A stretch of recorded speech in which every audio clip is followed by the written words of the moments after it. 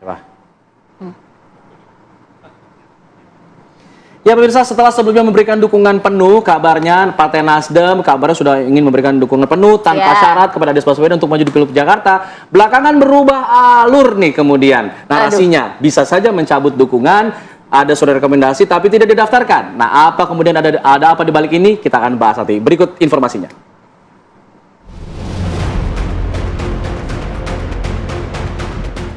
Setelah memberi dukungan penuh kepada Anies Rashid Baswedan sebagai calon gubernur Jakarta, kini Partai Nasdem yang dipimpin Surya Paloh mulai menunjukkan kegambangannya.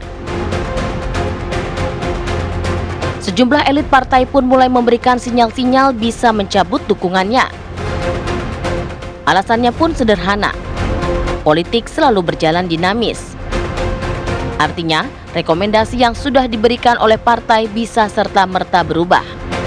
Politik Jakarta memang selama ini menjadi penentu partai-partai politik untuk mengusung calon di daerah lainnya. Termasuk jalannya koalisi yang menentukan calon tersebut bisa menjadi pemenang.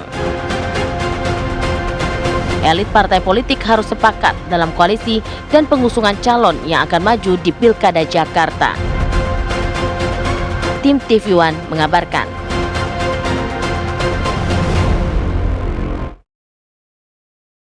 Pertanyaannya kemudian apakah pada akhir Agustus nanti Nasdem ini akan menemani Anies Baswedan dalam mendaftar dalam Pilgub Jakarta. Untuk membahasnya di pagi hari ini kita akan bahas gaspol ya mengenai politik. Kita gospel ya benar. Kita akan bahas bersama dengan Bang Henry Satrio, analis politik Universitas Paramadina, kemudian Mas Adi Prayitno, analis politik UIN Syarif Hidayatullah Jakarta. Selamat pagi Bang Hensat, Mas Adi Pray, selamat pagi. Selamat pagi. Sudah semangat ya kita mau membahas ini biar semangat, biar seru gitu. Kira-kira di akhir Agustus akan seperti apa nih? Ini nih sebenarnya apa yang disampaikan oleh Nasdem ada perbedaan. Nah, apa ini cuman gimmick aja, ancaman aja, atau jangan-jangan udah bener nih bakal kejadian, Bang Hensat? Kalau per hari ini sih nggak kaget kalau kemudian partai politik turun naik ke Mas Anies ya. Karena kan dari survei juga nggak lewat 50%. Jadi ya pasti ditimbang-timbang, kecuali Mas Anies surveinya di atas 50% gitu, seperti Airin di Banten misalnya, atau Ridwan Kamil di Jawa Barat, itu firm itu, atau misalnya Khofifah gitu Jawa Timur. Tapi kalau belum 50% ya pasti akan turun naik juga partai politik. Terus kemudian yang kedua kan mungkin juga Nasdem, PKS gitu ya, meralat keputusannya itu karena menyadari bahwa sebetulnya tokoh yang dia dorong ini kan sudah level nasional.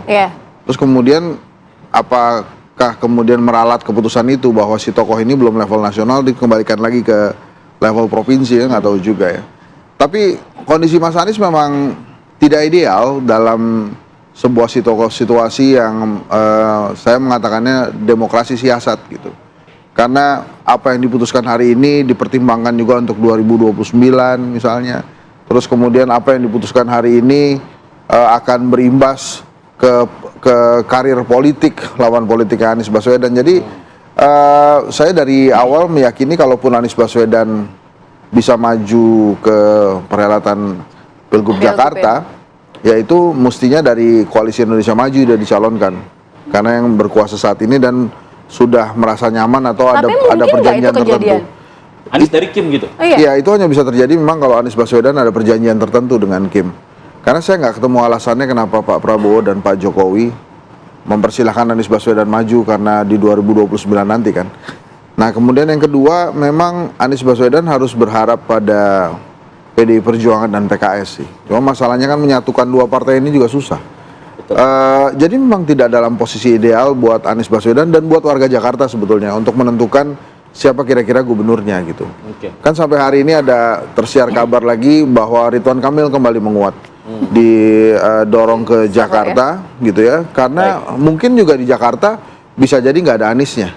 Jadi itu jalan ketiga sehingga partai politik mungkin merasa lebih nyaman, terutama dari KIM ya, mau dorong Zita Anjani deh. Kalau nggak ada Anies mungkin lapangannya beda gitu. Tapi ya kondisinya kalau kemudian ada tarik ulur, saya nggak kaget karena itu tadi memang sebagai incumbent kemudian kemana ikut pilpres belum 50% itu bahkan deket banget sama Masih rawan lah ya. angkanya Ahok itu menurut saya sih masih rawan, jadi masih Bisa banyak jadi pertimbangan. tidak ada Aniesnya, Mas Adi Pray. Kalau memang tidak ada Aniesnya, bagaimana dengan nasib saat ini partai-partai yang sudah kadung mendeklarasikan mendukung Anies, pada PKB, PKS, Nasdem. Ini memang sampai saat ini memang sepertinya belum terlihat kesetaraan atau kekompakan mereka sebagai sebuah koalisi. Ya sebenarnya politik di kita itu pada akhirnya adalah politik di tikungan akhir. Jadi apa yang terjadi pada hari ini, surat tugas, deklarasi, dan pemberian dukungan, itu sebelum ada janur kuning melengkung, apapun bisa terjadi. Oleh karena itu, yang mengagetkan itu ketika muncul satu statement dari elit Nasdem soal kemungkinan mencabut dukungan politik kepada Anies. Saya kira adalah statement-statement yang mempertegas bahwa per hari ini pun hampir semua partai politik belum memberikan rekomendasi resmi kepada salah satu kandidat tertentu. Even PKS sekalipun, tidak ada yang bisa memastikan kalau Sohibul Iman tidak dipilih oleh Anies untuk bisa menjadi pendampingnya, bukan tidak mungkin PKS juga akan mengubah haluan iman politiknya. Oleh karena itu, bagi saya memang dalam konteks itulah partai-partai ini akan berubah tergantung sejauh mana kepentingan politik mereka diakomodir. Karena pada saat yang bersamaan, godaan kepada partai non-Kim, PKS, Nasdem termasuk PKB untuk bergabung dengan mereka kan semakin menguat. Betul. Itu kan ingin mengindikasikan bahwa pertarungan ini bukan soal siapa yang diusung, siapa yang kuat secara elektabilitas, tapi sejauh mana partai-partai ini kemudian dirayu, digagalkan dukungan politiknya untuk tidak mengusung salah satu kandidat termasuk Anies.